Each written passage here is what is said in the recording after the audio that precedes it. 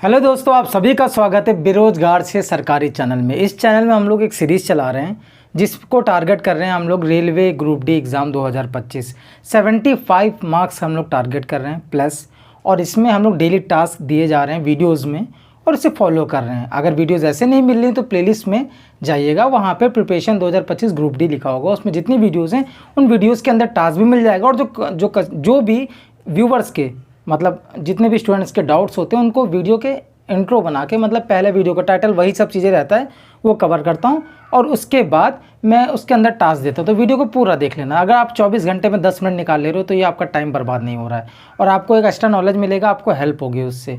अब यहाँ बात करते हैं दोस्तों, आज जो वीडियो मैंने बनाई है इसके लिए मैं आपको एक चीज़ क्लियर करना चाह रहा हूँ, और ये बहुत से स्टूडेंट्स के लिए बेस्ट होगी वीडियो अगर आप पूरा लास्ट तक देखोगे। इसमें आज डे 7 का टास्क भी दिया हुआ है।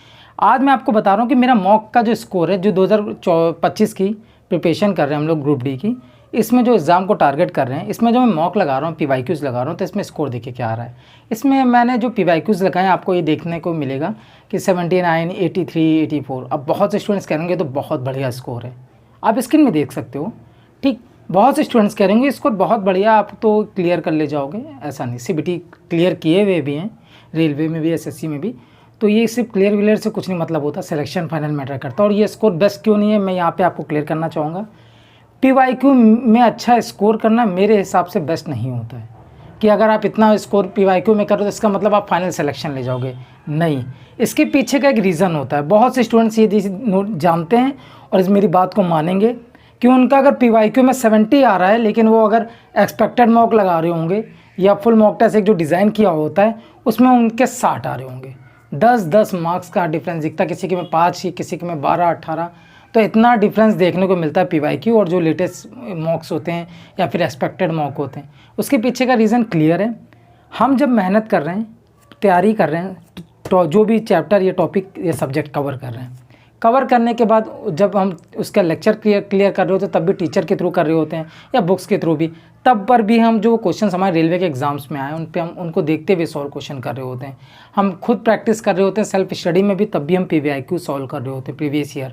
उसके बाद हम अगर सेक्शनल भी लगा रहे होते तो PYQ पे कोशिश कर रहे होते हैं कि एग्ज़ाम ओरिएंटेड जो हमारा पेपर आया हुआ है उस एग्ज़ाम से रिलेटेड वही क्वेश्चन लैंग्वेज जो वही पैटर्न उस पर प्रैक्टिस करें।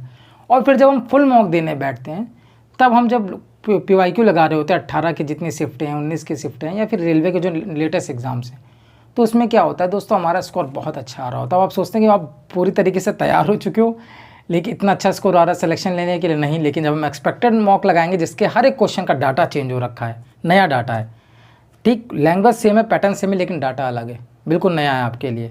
वो सारा डाटा जो आप प्रीवियस ईयर लगा रहे हो, आप अपनी प्रिपरेशन के दौरान ही आपने उन सबसे फैमिलियर हो चुके हो, पूरे क्वेश्चन की लैंग्वेज उस डाटा से। प्रैक्टिस के दौरान, ड्यूरिंग प्रैक्टिस प्रिपरेशन आपने उनको क्वेश्चन को लगाया, आपको याद नहीं है लेकिन आपने लगाए हैं, ये चीज़ आप भी मानते हो। इसलिए PYQ में ज़्यादा स्कोर आता है और नए में जो एक्सपेक्टेड मॉक होता है, जो लेटेस्ट मॉक होता है, उनमें कम आता है। ठीक, यहाँ पे ये चीज़ क्लियर करना चाह रहा हूँ, डिफरेंस जो देखने को मिलता है। लेकिन अगर आप PYQ में अच्छा स्कोर कर रहे हो तो ये होता है क्लियर कि इसी जो अपना एग्ज़ाम भी होगा वो भी इसी तरह से होगा, सेम क्वेश्चन लैंग्वेज होगी, हर चीज़ अलग होगी, सिर्फ डाटा छोड़ के हर चीज़ सेम होगी लगभग। तो आप यहाँ पे भी अच्छा स्कोर कर सकते हो, वो चीज़ क्लियर है। लेकिन अगर आप इसको लेके इतना ज़्यादा ओवर कॉन्फिडेंट फील करने लगो और सोचो कि हो जाएगा, अब तो क्लियर हो गया सिलेक्शन, पूरी परफॉर्मेंस ख़राब होती है और टाइम नहीं लगता है। एक अगर आप ओवर कॉन्फिडेंस हो जाते हो और एक अब जब हवा में उड़ने लगते हो, बहुत तेज़ गिरते हो ज़मीन पे। एक दिन भी अगर आपने स्टडी नहीं की, पूरी परफॉर्मेंस, स्पीड, सब पे एक्यूरेसी, सब पे डिफरेंस आता है। अब मेरी आप एक्यूरेसीज देख लो सब में, और ये एक्यूरेसीज अगर मैंने 2 दिन प्रैक्टिस नहीं की, मॉक्स नहीं लगाए, सेक्शनल मॉक्स नहीं लगाए, रिवीजन नहीं किया, तो पूरी तरीके से गिरता चला जाएगा। ये चीज़ होती है। अब डेली रिवीजन, प्रैक्टिस, ये सब इंपॉर्टेंट है। मैंने कल की वीडियो में बताया आपको क्लियर एक तरीके से कि आपको अगर जो मॉक लगाना है, मॉक जो भी लगाते हो आप, तो उसके निगेटिव को रोको, पहले एक्यूरेसी हाई रखो। मेरी में देख लीजिए आप एक्यूरेसी सब में, मतलब मुझे जो क्वेश्चन नहीं आएगा बिल्कुल मैंने देखा नहीं, उसको छोड़ के भाग जाऊँगा। जिसमें मैं 60 या 70, 30 या 60, 40 कन्फ्यूज़ होता हूँ, उसमें मैं चांस लेता हूँ। और उसी के साथ साथ जो अपने तरीके से जो क्वेश्चन है, मतलब उसमें मेरे 8 से 10 क्वेश्चन होते हैं जिनमें मैं चांस लेता हूँ 10, कभी 12 हो जाता है, कभी 10। ये मॉक PYQ के रिलेटेड है, तो PYQ लगवा, इतने प्रैक्टिस के टाइम लगा रहे हैं। आपको टास्क में भी PYQ प्रैक्टिस करने के लिए कह रहा हूँ, लेकिन जब PYQ लगाओगे उसमें देखना स्कोर आपका अच्छा होगा कम होगा। लेटेस्ट में। ये सब बताने का मेन रीज़न है एक ये है, जो भी स्टूडेंट बहुत ज़्यादा खुश हो रहे हैं, उनका अगर PYQ में अच्छा स्कोर आ रहा है 70-75, तो वो सोच रहे हैं कि मैंने तो अपना टारगेट जो आप 75+ बता रहे हो उसको तो मैंने अचीव कर लिया, अब तो फिर हो गया। नहीं, बिल्कुल नहीं। अगर आप शांत बैठ गए सारी परफॉर्मेंस ख़राब हो जाएगी। आपके अंदर एक भूख रहनी चाहिए, जिस दिन तक आप एग्ज़ाम देने जा रहे हो आप अपना स्कोर इंक्रीज़ करते जाओ, हर दिन कोशिश करो बढ़े। अपने स्कोर से सेटिस्फाई ना हो कि अरे अब ये स्कोर तो अच्छा है, नहीं अभी और चाहिए, उससे अच्छे भी कोई ला रहे हैं, अभी और चाहिए, उससे भी अच्छे कोई ला रहे हैं। ये सब चीज़ आपके मन में रहनी चाहिए। और आप कोशिश करना कि लेटेस्ट या फिर एक्सपेक्टेड मार्क्स में जब भी लगाओ तो उस बीच में लगाओ, बीच में PYQ के साथ, जैसे 3-4 PYQ लगा ले बीच में, अपने आप को आईना दिखाने के लिए, अपनी तैयारी को नहीं कहते हैं कि चेक करने के लिए, तो आप एक बार लेटेस्ट या एक्सपेक्टेड लगाओ, तब वहाँ पे आपका स्कोर जब गिरेगा तब आपको मोटिवेशन मिलेगा। यार अभी बहुत पढ़ाई करनी बाकी है, फिर से आप एक बाउंस बैक मारोगे, एक जंप मारते हो कि हाँ आपके मार्क्स अच्छा लेके चलना है।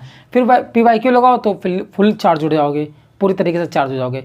फिर बीच में ऐसा लगाओ, इस तरीके से आपको करके चलना है। और जितनों के मार्क्स कम आ रहे हो उनको बता दिया मार्क्स पे क्या काम करना है। लेटेस्ट वीडियो चैनल की वो आप देख सकते हो। आज का डे 7 का टास्क भी यही है। आज आपको कोई रीजनिंग नहीं पढ़नी, कोई मैथ्स नहीं पढ़नी, कोई साइंस नहीं पढ़नी, कुछ नहीं। ये वीडियो आप देखने के बाद आपका टास्क स्टार्ट हो जाएगा। आपको एक फुल मॉक टेस्ट लगाना है, फुल मॉक टेस्ट बिल्कुल। या PYQ लगा सकते हो प्रीवियस ईयर 18 का किसी शिफ्ट का ग्रुप डी का, या 19 की किसी शिफ्ट का ग्रुप डी का, या लेटेस्ट आप NTPC या टेक्नीशियन या ALP से अच्छा है, बेहतर 18-19 में से किसी का एक शिफ्ट का लगा लो। उसके बाद उसको अच्छे से एनालाइज़ करना है। एनालाइज़ अच्छे से करने के बाद आपको उसके डाटा को नोट डाउन करना है एक पेपर में। हर उस पेपर में मतलब हर वो टॉपिक जिसने आपको निगेटिव दी है, जिस भी टॉपिक ने आपको निगेटिव दी है, तो उन टॉपिक को आपको नोट डाउन करना है और उनको अपने डेली टास्क के दौरान उन पे वर्क करते हुए चलना। आप जो आपको आज के बाद टास्क मिलेंगे तो टास्क जो दिए जा रहे हैं वो काम करो, और जो निगेटिव में आप निकली है आपकी, उन पे काम करते हुए चलना है।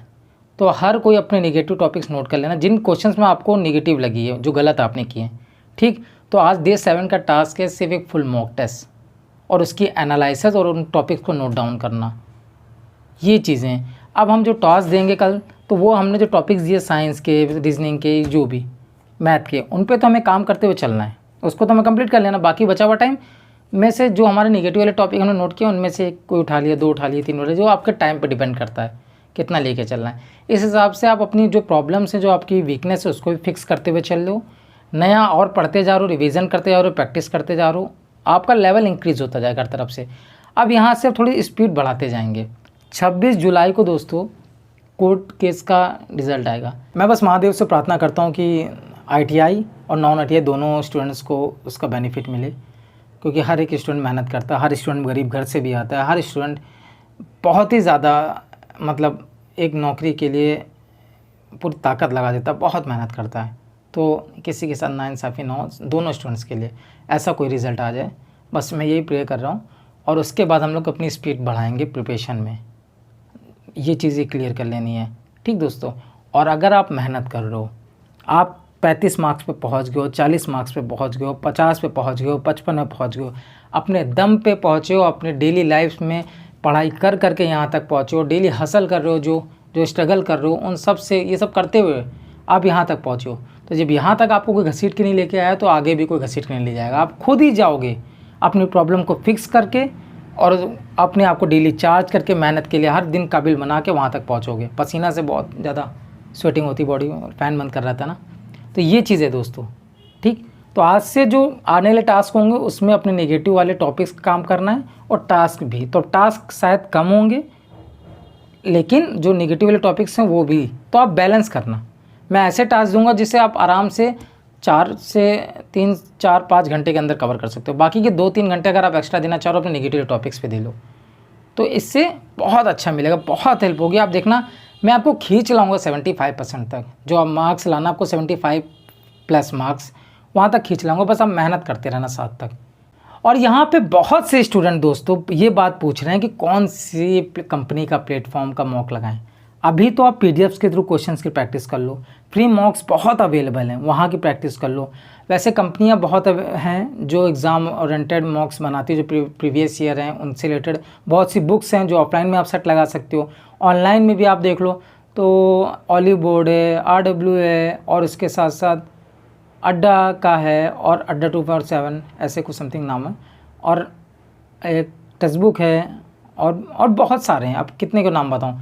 तो जल्द ही मैं इनमें से जो बेस्ट आपके लिए पॉकेट फ्रेंडली प्राइस हो और उसके साथ साथ इसका कंटेंट भी बिल्कुल बेस्ट हो, वो मॉक बता दूंगा, उससे आप लगा लेना। और जिसके क्वेश्चंस के लेवल भी मज़ेदार हो, कि अगर कोई एग्जामिनर इस बार मॉडरेट क्वेश्चन सेट कर दे रहा ताकि कट ऑफ हाई ना लगे, ये चीज़ें ना हो, तो आप वो मॉडरेट क्वेश्चन भी बिल्कुल ऐसे क्लियर करते हुए चलो पूछो, मतलब क्वेश्चन का लेवल होना चाहिए कि अगर उसके मॉक में अगर आप 60 ले आ रहे हो और PYQ अगर मार दो कोई भी 18-19 का, तो आपका स्कोर 80 लग रहा हो, इस लेवल का अंतर हो।